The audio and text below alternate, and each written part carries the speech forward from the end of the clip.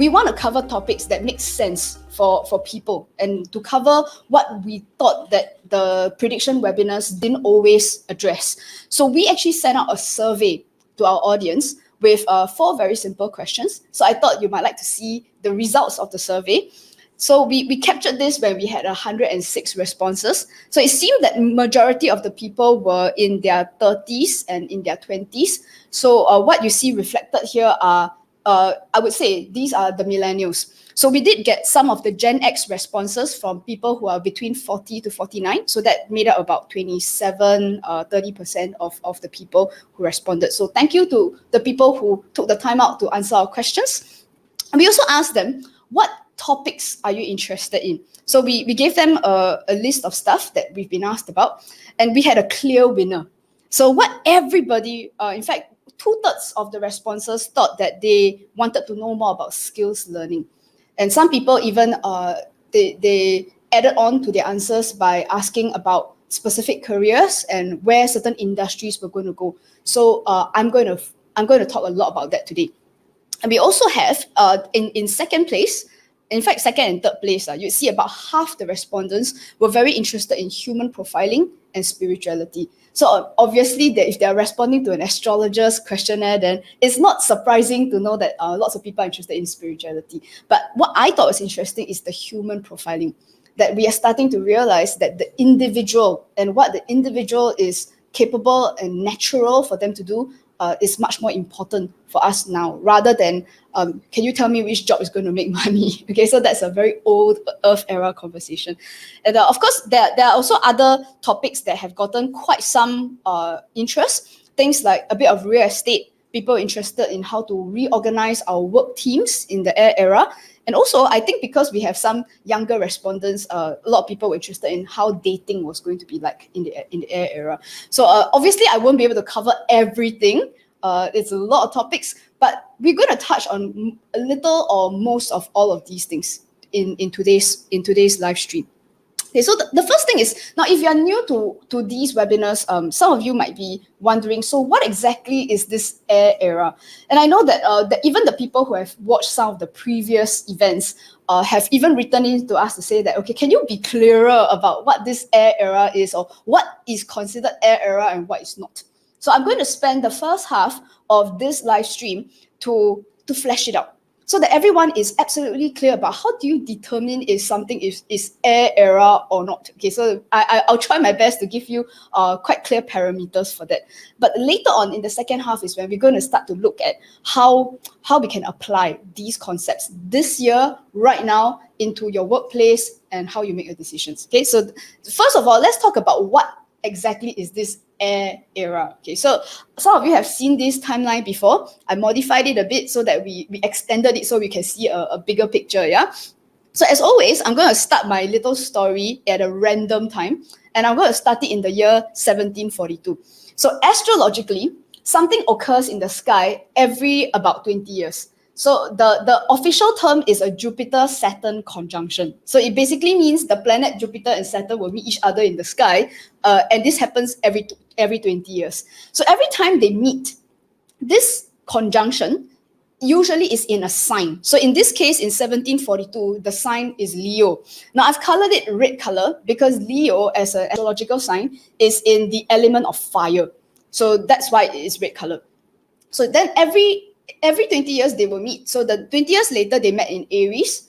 It's a different sign, but it is still a fire element. So that's why I still colored it red. So as you can see, it went on red for a while. So just in case you thought that this started in 1742, it didn't. So basically it was red for a period of about 100 over years. So every 20 years within that period, it was red color, because that is what is known as the fire era. So all the people who lived at that time made their decisions based on fire-based priorities, which I will flesh out for you later. So something occurred later, in the very next one, in 1802, suddenly you see a different color. And it's this earth-looking color because Virgo is an earth sign. So this is where, if you look into history, that's around the time that the Industrial Revolution kind of began. So people began working with machinery, and it became normal for people to go and get a job in that sense. Like you didn't just work in a cottage industry. It was normal to go and work for a salary, and it was a rising trend at the time. The funny thing is 20 years later in 1821, it reverted back to the fire era. So that was a period where people sort of took a pinky toe into the new era, and then after that they reverted and did things the old way. So that happened for a while, which is one of the reasons why even in those days, if you go back and look at very old literature, when the machinery first started coming up, everyone was saying that this is going to be a new world. But then it took a while. So it was like 20 years, 30 years, and somehow people were thinking, okay, but we are still long live the queen, right? And if you recall, for us, those of us who live in Singapore, in 1819 was when Sir Stamford Raffles came to Singapore. So yes, although it was a corporate thing, right? They came and did a deal with Singapore. They wanted to trade and work with our port. But at the same time, there was still a whole sense of like, we are here to plant the British flag on your land. And you had a strong feeling that this idea of serving the queen was still a very big priority for people at the time. So this is why the fire era was still very present. And after that, from 1842, now this year is very important, because from 1842 onwards, the fire era ended. And from this moment on, it was all earth. So that was pretty crazy. Okay, so then it went on for about 100 over years. And if we look into our history, that's when we invented things like the telegraph, the railways, steamships, even things like the aeroplane. Then after the telegraph came the telephone, and then we had movies, and then after that there was TV, there was radio, and all of that stuff. So this was the Earth era, and it totally changed the world. Suddenly, no one cares about like royalty and kings and queens, and it was very normal to move to a city, get a job, get a salary, get an education, and that became the norm. And this was the Earth era. It's the era of work and salary and money. And then after that, something happened though in 1981. Now, those of you who were alive in the 1981, you can show some responses, give me some emoticons and stuff. Now, something happened in 1981 when this was the first sneak preview of the air era. So what most of us will recall in the 80s, okay, I wasn't born in 1981, but I was born a little bit after, but we definitely recall getting computers in our homes. First, it started with the shops, and you would go to a shop and there would be a cash register, which was like, hey, computers have shown up. And after that, you found that boys didn't want to climb trees anymore. They wanted to sit at home and like press their little consoles that were connected to the TVs. Super Mario Brothers, Pac-Man, Space Invaders. And after that, as we got a bit older, most of us got personal computers in our homes. So the air era was when the first inkling of this idea of the digital revolution started to show the early stages. We also had things like MIRC. Who remembers that? MIRC, BitTorrent, that we were going online, just downloading like movies and songs for free at the time, all pirates, right? And those were the days where it really took like an entire week just to download one movie. You know, the internet connection was so slow in those days. And then we had ICQ and various other things like Friendster at the time, if you still remember, MySpace and all that, you know. So 1981. But similarly to the pattern that we saw earlier, it reverted back to the Earth era in the year 2000. Now, most of us, you probably alive at the time, so that one I think everyone remembers. And it became a lot less about the like internet is cool, or everybody was going on MIRC to be experimental. It kind of stopped being about connections, and it stopped being about technology. Because when you talk about things like Facebook, people became less connected about how many friends you had and more interested in how much was Facebook going to IPO for. Basically, the dollars, the kaching came back into the story. And we also had people who they didn't just want to build a website, they wanted to build an e-commerce website. So basically, I want to have a link somewhere where somebody's going to buy a product. Okay, so that's what happened to the internet. Even as you talk about Apple, you know, when Apple was run by Steve Jobs, it was about innovation. Every year, a product would come out, like iPod. This idea of 10,000 songs in your pocket, it blew people's minds. And suddenly, that was around the time that that Steve Jobs got sick and then he wasn't running the company anymore. And once the Earth era showed up, I don't know who has noticed that who has noticed that Apple is no longer about innovation. It's about creating new phones so that you got stuff to buy, and the only thing that they give you is an extra camera and a bigger screen. So there's no more innovation. Everything that was innovated happened when Jobs was still alive and when the Air era was still around. So what we saw during the Earth era was that this idea of doing things for digital improvement kind of took a backstage, and what became much more important was the ROI. How much money were we going to make out of it? Who cares what Facebook does as long as their stock price goes up and then I become rich? So that was the Earth era. But you see, what got me to start this entire series of Air era webinars is because I realized that a lot of people are going to need a bit of adjustment. Because in 2020, that happened in December 21st of December 2020, was when the Jupiter-Saturn conjunction occurred again. And this time around, it was in Aquarius. So we bring back the light blue color again because it's the Air era. Now, why this is so important is that just like what happened in 1842, things change. And after that, nobody is interested in the Earth era anymore, because after this, it's just a series of air. And that means we are never, ever going back to that old Kaching world anymore. So this is the part that confuses a lot of people. Because when you look around you, the money conversation is alive and well. And that's and some things are still, but I think a lot of people are starting to see that the shift has begun. Like the conversations that people have in the office, suddenly we are maybe thinking of like people don't have to work so hard, and maybe it's a bit more important to people that people get some rest, and that rather than to have to squeeze every dollar out of every project that they do, people start to ask like, okay, can we take some of that time out to do things that have a bit more social benefit for all the people involved, whether you're an employee or you're the customer. So this is starting to shift now, especially as the people who were what we call Air era people. So if you were born after 1981, it's what is commonly known as the millennials. And between 81 to 2000 was kind of, loosely speaking, is when the millennials were. And then the people who were born after the year 2000, loosely speaking, are your Gen Z. Now, what this means is that as the workforce, a lot of the Earth era people they're retiring themselves one by one. And then you see a lot more of these Air era people showing up. And that's why things are going to shift extremely rapidly from here onwards, because we are officially already in the Air era and Earth is never coming back, at least not for another 1,000 years, and nobody's going to be alive at the time. So of course, in some of the comments that I've gotten from people is that, hey, May, why you always talk about fire, earth, and air? How about water? Then okay, fine. So I'm just going to put it in, okay, but I'm not going to take any questions about the water era. So the water era is only going to show its sneak preview in the year 2159. Nobody alive now will be alive at that time. So I would rather we be practical and ask questions about the air era than go and think too much about the water. Okay, so let's just make sure humanity is still around at the time rather than go and be concerned about random hypothetical things. Yeah.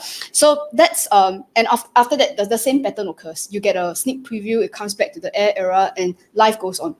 So this pattern has been around in the human consciousness for a long time. And I know this because I actually went and did the calculations for a really long period of time. So this is why for us, what's important is to realize that, I don't know about you, but I think I'm quite lucky to be born at this time to really see this transition of one era to another. And I think it's very exciting. Okay, so let me know what you think, yeah? So, I mean, as I've been doing these webinars, most people are very concerned about your personal lives. So maybe you're not so concerned about what's happening in other countries or other industries, but I get questions like things like, so I'm in construction, and does this mean construction is Earth era? Then what does this mean for me and my career? Am I going to die? Are we all going to lose our jobs? And we also have people asking, okay, if I'm doing e-commerce, that's good, right? I mean, that's digital, it's online. Does it mean I'm safe and I'm Air era? And then there are also people, in fact, one respondent for my survey actually asked that if I do financial services, I do mortgages and investment broking, but if I do it online, means it's Air era, is it? So that's something that I thought in this live stream I will be able to address for these kind of questions. So I think at this point, I'm going to explain that there is something known as a universal concept, which is very different from what we call the elemental manifestation. So when we talk about elements, means it's like, is it fire era, is it earth era, is it air era? So that's the element part. So what is the difference between the two? Okay, so this is for, when I explain this, then you will know what does it mean when we say something is earth or air. Okay, so let me give you examples of universal concepts. So it's things like work, transport, homes, families, food, deaths, births and children, dating and marriages, money, social class, and all of these things. Okay, so I'm just going to click through. Now, when you look at this entire list of things, you can pick anything: medical care, you can pick games, music, theater, communities. Shakespeare, the people who lived at the Shakespearean era, they had births and children, always had. In ancient Greece had construction. They were building buildings, right? And the Mayans had games and theater and music and fashion. I assure you they did, and they also had fashion.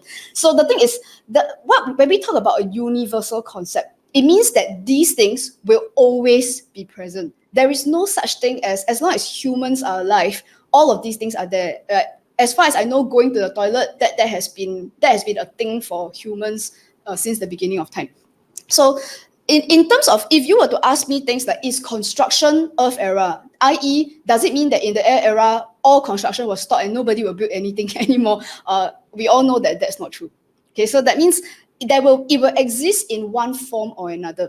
Now, the difference when we talk about the element, whether something is earth, fire, or air, it's, for example, when we talk about music, in the fire era, Mozart, you had Beethoven, and then in the earth era, you had David Bowie, you had ABBA, you had the Bee Gees, and of course now in the air era, you get a very different type of music altogether. So music exists, it's just the type of music that changes. Okay, so just so everyone is super clear about this concept.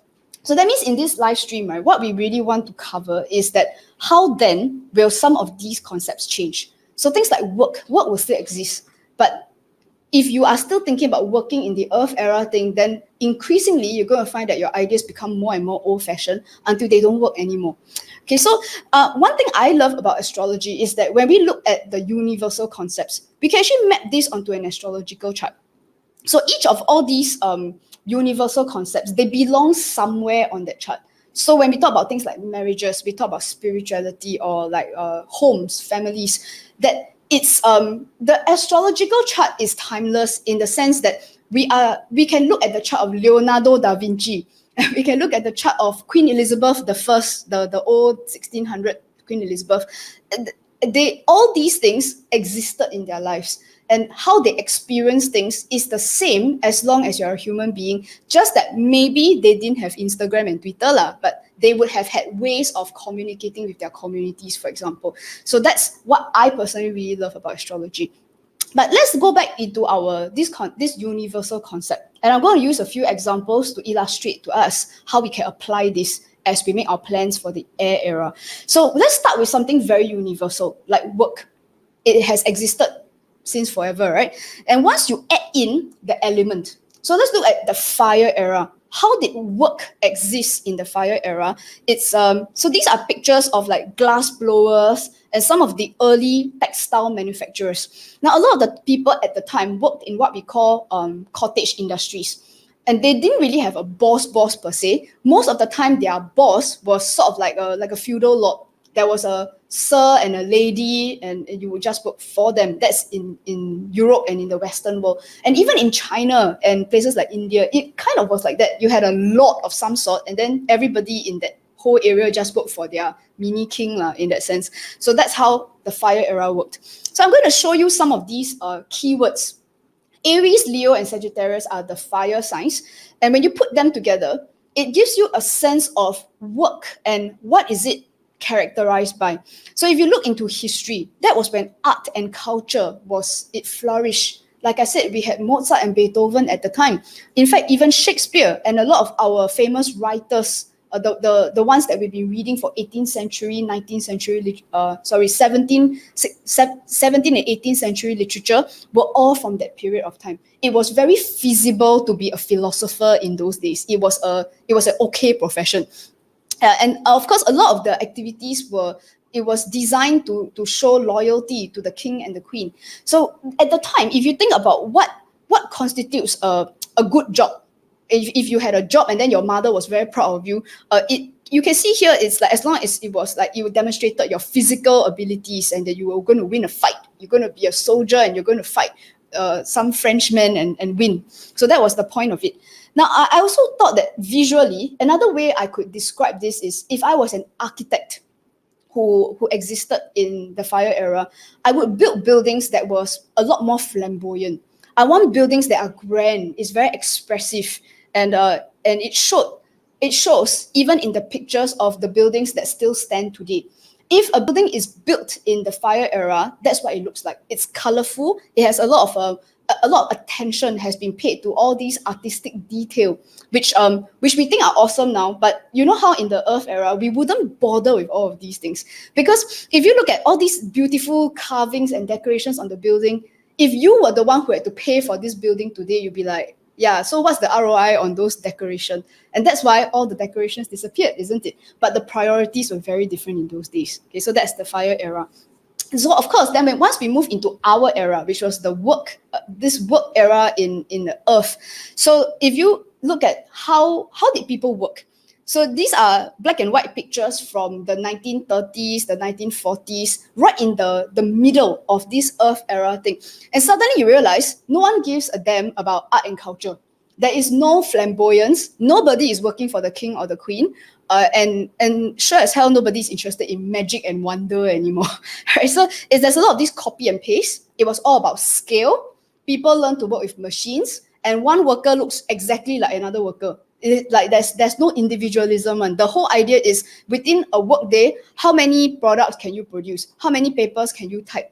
And it was all that is like a machine. It gets people sort of working like this.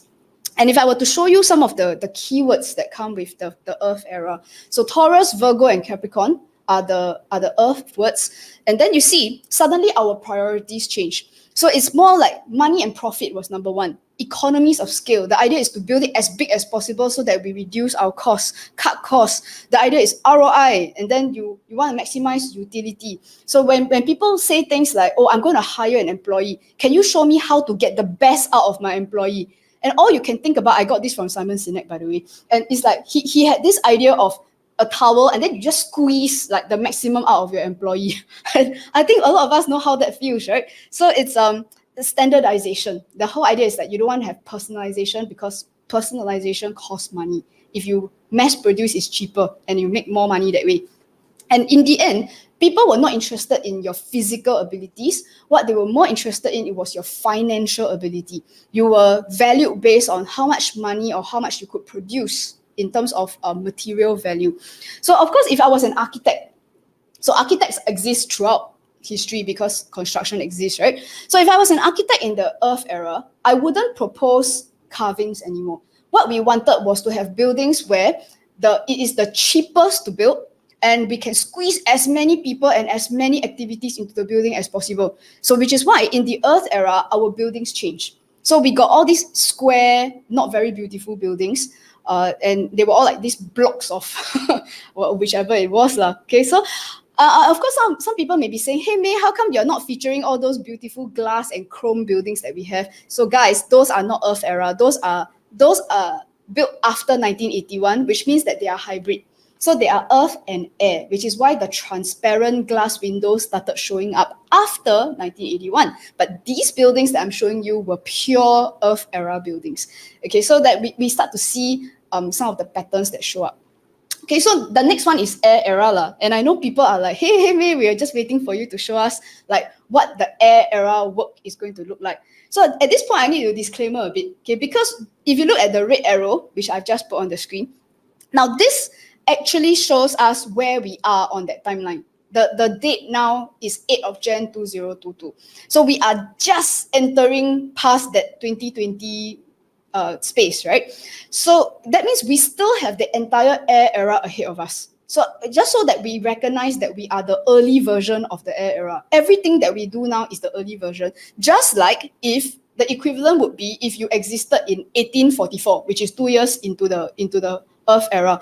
Now, I think it's quite safe to say that if you existed if we were doing this live stream in 1844, you might not be able to visualize what a telegraph looks like. And you wouldn't be able to imagine that one day there will be aeroplanes, or that there will be refrigerators and microwave ovens, and that you could drive your car to a movie drive-in. So there were a lot of things that happened in the Earth era that is unthinkable in 1844. So just to hammer the point in, right? These pictures, I went on Google and I typed 1844, and essentially all these pictures came up. So this is what the world looked like in 1844. It was very different from the Earth era that we came to know after. Okay, so this disclaimer is simply to say that right now, what I can imagine, I may be an astrologer, but it's not like I know what technology is going to come up. So whatever I can imagine and what you can imagine is we are at best right now a hybrid. Because all of us actually grew up in the Earth era, and now we are having to find a way to be the people who create the air era. We are the ones who are going to create what's going to happen next. So, which is why the fact is nothing. So if anybody come and ask me, I'm doing this XYZ, is this air era? My official answer is that no, it isn't. It's a hybrid of Earth and air, simply because none of us who are old enough to be listening to this right now is actually a pure air era person. The official air era only started in 2020. So maybe if you have a 2-year-old somewhere in your house, then that person is a real air era person. Okay, so that's why, no. So nothing that you do right now is air era. So the only thing that we can all do in this live stream, here's the punchline, is that as we plan our 2022, just like what I'm telling you to do is what me and my team are doing right now, that every single step that we take right now is, the question is, can we be just that one more step more air era, one more step? And when you take 100 steps, suddenly we are a lot more air era than we were 100 steps before. So this is what I'm trying to get everyone to sort of think through at this point. Okay, so but then let's look at work. And let me see if I can help you out by giving you the keywords that will help you to plan if you're going to make changes to your environment this year. What are you going to change? So work in the air era. So I borrowed this picture of the Hunger Games. And because I also have no idea what technology will come up. But you see here something like a hologram, something that's pretty virtual, very digital. And I don't think this surprises anyone, isn't it? Like that's kind of where it is headed towards, all right? Okay, so if you will look at some of the keywords here, we have things like speed, instant. It's not just faster. People want things instant. It used to be that people don't mind going on the road to sort of like flag a cab. Now they're like, hey, how come my Grab hasn't shown up yet? Ask you to wait 4 minutes, so some people are like, I want it right now. So the instant with the internet age, that's what is required. So also you see things like agility. That means you don't want to have one product that remains the same for years and years. Things really have to keep changing. And I know it's making a lot of people very tired. They're like, oh, we have this constant change. And then we all think it's COVID, right? It's not COVID. So even if COVID is over, the reality is you're still going to have to keep changing your product. So that is not going to end from here on. So even things like the social causes, how climate change is like the biggest buzzword nowadays, human individuality, and that's where the profiling comes in. And I think the intangibility, look guys, none of these should be surprising to you. And I think to some extent, more or less, that everybody is already moving in this direction. But I think what's very interesting is that, can you let go of the Earth era? I think is the difficult part. And just like a lot of people would, they would do business in the Earth era, but somehow still keep going back to creating fire era values. And that is the part that is difficult. So of course, if I was an architect right now, and if you look at the buildings that are coming up, so I mentioned earlier that we started putting glass and airflow and things into buildings, not like those big blocks, right? And these are just some examples. If you look at the top right-hand corner, people have already started to revolutionize what construction looks like. If you've ever been to a real construction site in the Earth era, it is dirty, it is disgusting, it is very dangerous. And I know it well because I was in construction for many years myself. But nowadays, construction sites are a lot safer and they're a lot faster. And I'm not sure if you know this, but some of these houses, these cute little houses that you see on my screen now, some of these things can be built in days, even a week. It's all prefabricated. They come and they sort of assemble it like Lego blocks. So it's a lot safer. And I think also a lot more climate conscious in the sense that they are causing a lot less of the carbon footprint than our old buildings ever did. So this is a good example of even something as simple as homes and buildings will start to evolve into the air era. So yeah, and I think it's pretty cool because then you also get, because the houses are so small, that people are starting to think about minimalism. That means you don't want to keep buying crap that you fill up your house with, but not really sure when exactly you're going to use those items. Okay, so lives are simpler, it's cleaner, and people have more space to work with. So the thing is, now in history, in the past, I talked about the difficulty of letting go. So in the past, when we moved from fire to air, fire to earth, there were a lot of people who had difficulties letting go of the old fire values. And I'm going to show you some real life examples, which we are going to laugh at until we realize that we are doing exactly the same thing. Yeah. So even as outwardly, they seem to be doing the earth era activities, but you realize that their motivation is still a fire era thing. So let me show you this example. This thing called a dollar princess. So a dollar princess refers to an American heiress, usually from a newly wealthy family. So that means in the 1800s, there were people who started factories and suddenly they become multi-millionaires. And what happened was that they had money and they had all the material trappings of the earth era, but there was one thing that they didn't have, which was that they were not royal. They wanted to still be part of the kings and queens. So what all these fantastic American men do was that they would take their daughters and marry them off to title rich but cash poor British noblemen. So all these American girls would go to Europe and marry all these earls and barons and dukes and whatever, just so that the rich man can say, see, I'm still related to the queen in some way or another. And of course, right now, as we look at this is such an old-fashioned idea that some of you may be thinking, basket, man, this guy he's so rich, he's multi-millionaire, and why you go and bother about all these like super dirt broke poor titled people who are like from some Shakespearean era. But you see, at the time, even rich and very intelligent people were still hankering back into fire era ideas. And just so you know, a lot of these marriages, they didn't quite work because a lot of these American girls, they grew up in the new earth era. They knew how to enjoy life and buy things, and they were very rich. So there was quite a famous story of a woman who went there and on her wedding day shocked all the people who were dressing her for the wedding because her body was filled with tattoos, because she's like American, yo. So and I think it just shocked them, this American girl, and with all this stiff upper lip British people. And a lot of these marriages didn't quite work. Okay, so we also have examples like these are the Luddites, and these were the workers who originally started out as craftsmen. So they were in the textile industry and they would weave beautiful cloths and stuff. So at the time, outwardly, they looked like they were transiting to the earth era because they went and got jobs in factories where the boss would have like a workplace and people would just go and work like the way we do. But the thing was, these people were very angry about, they couldn't let go of this idea of the fire craftsman. We need to be proud of our craftsmanship. So if you look at number 2, as a member of any of the bands of English workers who went with a hammer in the middle of the night to smash the machines. So they will destroy the machines, especially in cotton and woolen mills, because they believe it was threatening their jobs. But you see, the funny thing is, we all know that they didn't win that battle. In the end, the machines still took over. And in the end, all these Luddites eventually became workers in a factory without any sense of the craftsmanship or anything, because everything is standardized and it's all done by a machine. So the thing is, trying to keep the old values, it's maybe it gives you a short-term feeling of like, okay, we're still holding on to what is familiar, but history has shown, and it will happen again, that holding on to the old values isn't going to work. And this is the part that I think is most uncomfortable for most of us. Like, we're totally okay with picking up the new values, but it's the letting go of the old ones that's a bit hard, right? So that means even as outwardly, a lot of us are doing air era activities. We're going on Zoom. We are learning to use like digital payments, and we're starting to infuse a lot of all these counseling and discussions and things like that in our workplaces.